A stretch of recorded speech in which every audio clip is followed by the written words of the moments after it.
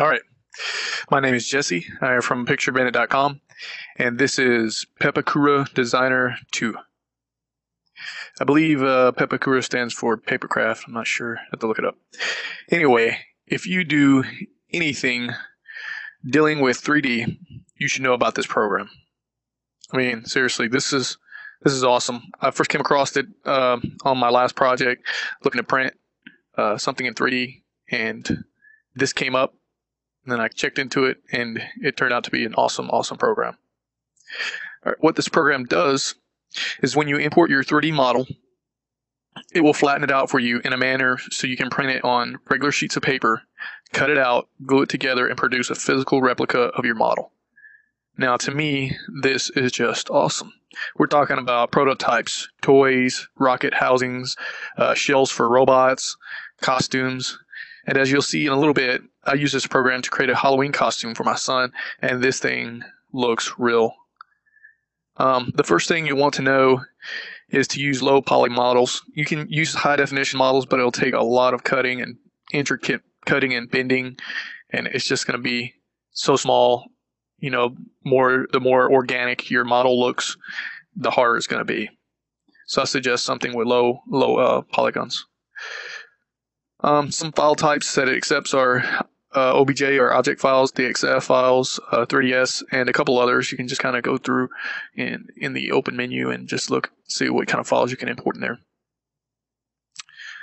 First, we're going to go ahead, and as you can see, I already have a head open here. I'm going to go ahead and open up a 3ds file. It's a low poly file. First thing you might notice is if you got over, I'm not sure how many faces, I believe it's 1,000, it'll say too many faces. It may take a very long time to assemble. Just hit OK. In this case, I have my flip the faces. I'm not going to flip them. I already know what it's already pointing out to the front, so I'm not going to change that. It's already pointing down, not going to change that. Not inverting. And yes, join edges. When you first start, the color is already on. So this is showing you all the edges. Some of the mouse controls are, if you right click anywhere over here on your object side, you can rotate your object around. If you middle click, you can move it around. And if you middle scroll, you can zoom your object. The right side is actually your print preview screen. There's nothing over here because we haven't unfolded our object yet. And this is the size of a regular sheet of paper with your borders. First thing we'll do is once you import your object, go ahead and hit unfold. It might take a couple seconds. And then if you look over here on the right side of the screen, use your mouse to scroll in. It has all your folds, and this one's actually numbered. And the way this works is you cut this thing out and you bend on all these lines. And based on your configuration, it may be a valley bend or a regular bend. And these lines are regular bends. So it's a hill bend or a valley bend. And then you take and cut it out. My numbers are kind of big, but you match these numbers up. So say this flap 389, I'd come over here after I cut it out and glue this 389 right here to this 389 with a flap behind it and a fold on the crease. So I'm going to zoom out a little bit. Wrong way. If you look down here on the bottom right here, underneath your print preview, you'll see it says assembled size. And the height is 7.1 centimeters. Not very big, but what it did, it flattened everything out to one piece of paper. So what you're going to want to do is once you unfold your object onto the piece of paper, you can actually turn off color on and off. So if you're creating something that you don't need the color printed onto it, you can turn it off, print it, glue it together, and then paint it later. First thing you want to do is after it's been unfolded is to resize. You come to 2D pattern window and then scale up or down by typing in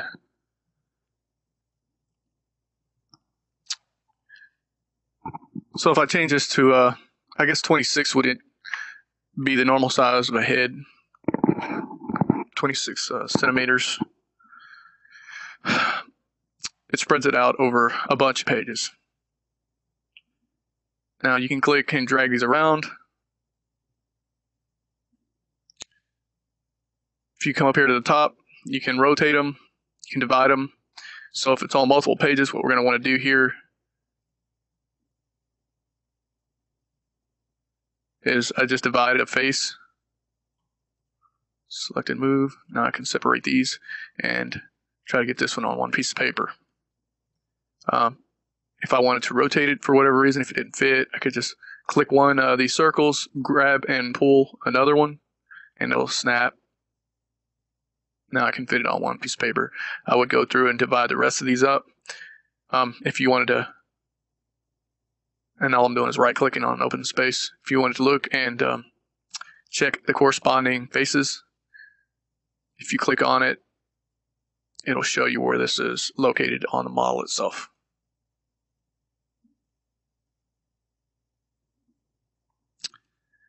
That's pretty much it. This is a shareware version, so all you can do is edit, unfold, print, and you can't save. The password is only $35 if you want to be able to save. There are several free files online that you can print or download and open, and they're already in the format that you want and everything, and then print them out. I'll give you an example real quick. I'm not going to say this. This is a Halo helmet. And I'm not sure who the credit for this one goes to. I got the file itself from a costume wiki online somewhere for Halo costumes. But all I did was I downloaded and opened the file. It's already set up on the pages, 10 pages. And then I clicked print and printed it. And I didn't print it on regular paper. I printed on this 65-pound cardstock paper. 75 sheets only cost me $4, something like that. And then once I printed it out, let me minimize this and show you some pictures I have. All right.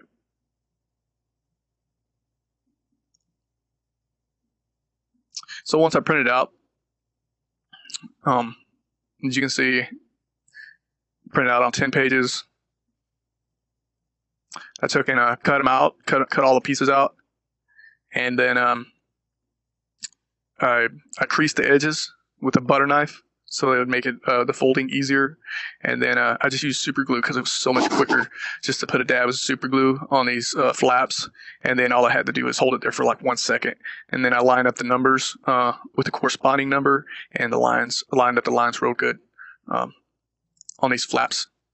So you got about 2 or 3 seconds for the super glue bonds, and it's so quick you can just bam, glue it together and move on to the next one. And this probably takes the longest, just cut them out and stuff. And as you can see, this is a little bit of the progress going through making the helmet and gluing it together out of the cardstock.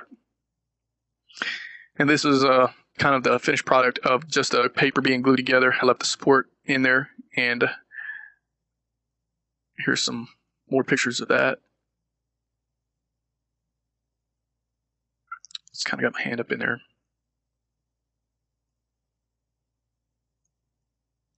So I have the paper model. It's pretty stiff. The next step would be making it hard for actual use. And after doing a little research on the internet, I looked into using fiberglass, and I got some fiberglass. It was probably about $10, and I could probably use it on several pieces. And then what I did was, let me see here. I took in and mixed up the fiberglass resin, and I think it's like 10 drops to every ounce. And you're only going to want to use 2 to 3 ounces per mix, because you have to apply this stuff within about 5 minutes, or it solidifies and you can't use it no more. So I suggest getting a couple extra brushes and just do about 2 or 3 ounces at a time. And what I did, I ran the resin across the top, the outside of the helmet, and I let that dry for about 30 minutes, and then it made it hard enough for me to go through and cut the inside of the support out. Now this one's actually after I started doing the actual fiberglass on the inside. So I resined the outside. It was hard enough to cut the support out, and then I went back and fiberglassed inside with the actual fiberglass fibers and the resin. Here's some more pictures of the inside. This is just fiberglass fibers with the resin. I just painted the resin and then onto the fibers, and then I stuck the fibers in there. You're going to want to use gloves and stuff like that, and maybe a mask, keep the smell down. And then I took and let this stuff dry overnight, and it came out solid. I mean, pretty hard. And I took some gray primer, primered the whole thing up, let that dry for about an hour or two, sanded it down. You don't want to sand it before you put the primer on it too. And then after I did the primer, I went and did my base coat. The color that I wanted my base coat to be for this model was green, halo scheme, obviously. And then I did this, what I did on the inside valleys is I just spray painted some black onto it, and then I wiped it off real quick so that the black paint would stay in the creases. I'm not sure what kind of technique that's called, but I think it's called aging technique. So I wiped it off where it dried real quick, just in the valleys. And then I did this thing called dry brushing. I took some like a chrome spray paint and sprayed on the tips of a bristle brush, and then I barely lightly went over the edges, like on the peaks edges. And in this case, less is more, if you know what I mean. Kind of did that for the battle damage. So it kind of looks like the helmet's really solid metal underneath, and it was scraped down to it. Just kind of went over the edges a little bit with a dry brush technique. After that, I went and added some foam. I got this little visor from a skydiving store for about $5. And then I took and put Velcro on the inside of it so there wouldn't be any sticky fiberglass poking into his head. And this black stuff right here is just black paper foam that I super glued. And everything's super glued on here. This is black tube that I split down the middle, and I super glued it onto the edge of the bottom, and onto the inside edge of the face. And then I super glued these little black foam pieces, cut out pieces on here. Super quick, and I mean, this thing is solid. It's not going anywhere. And this is the fiberglass that I used, and that's all the paint that was involved. This was the primer, the gloss black, this was the base green, and that was the chrome paint. And here's a short video of the finished product. It's pretty solid. I mean, you can squeeze it. It isn't going to break or anything. I mean, I tried putting it on my head, but I sized it for my son, and I couldn't even stretch it. I mean, I couldn't widen it up wide enough. You can see the Velcro I put in there to protect his head from any little stray fiberglass that might be sticking out or anything after I sanded the inside of it out. That visor, I put some Velcro on it. Yeah, right there is where I took and super glued the hose around the edges. You can kind of see that, kind of protect his head. And then this visor comes with Velcro. You can get a cheaper version of it without it and just put your own Velcro on there. It kind of works in line with the Velcro that I put inside the helmet. Some people use like $40 motorcycle helmets that are already tinted orange to look like the Halo face piece or whatever. But that's pretty much it. I mean, this program is just awesome. That's all I gotta say. You can go through and make any kind of prototypes that you want if you don't have a 3D print machine or anything like that. So I hope you enjoyed this video, and I appreciate all your subscriptions and your positive comments and all your good ratings. And thanks for the motivation, and I'll keep trying to put them out there for you guys. All right. Thank you very much.